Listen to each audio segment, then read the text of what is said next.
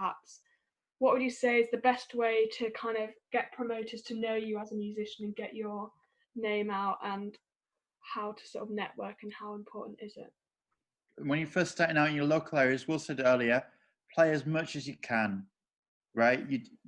You want to be able to, the only way you're going to build a following of people is by playing to as many people, be very well rehearsed if you can, but often once you've done a gig, and you'll often notice stuff that doesn't work that you thought would work, right?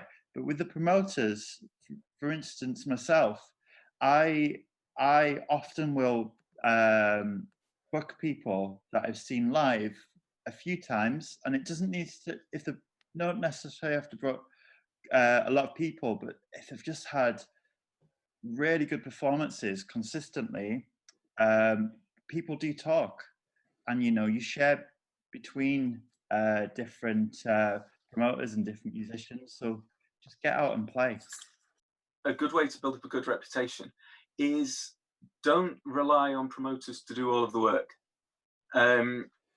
You see a lot of bands who think that all they have to do is get a gig and then turn up and play it.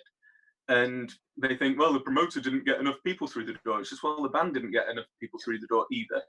And it's a two-way street. You need to both really work to push a gig. And you can't rely on promoters just to do that. And if you do rely on promoters to do that, as Sam said, promoters know each other and promoters will talk. Follow up with that as well with etiquette. Say if you've been booked for a band in to play a gig in a local town, say it's ticketed, and the week before you get offered a free gig, just don't take that free gig if you've already booked a gig before it. It's no matter how good you are, you're going to have the more you play in an area, you're going to have diminishing returns, and it's much better to play this one gig and do the best you can, and then leave it a month to the next one.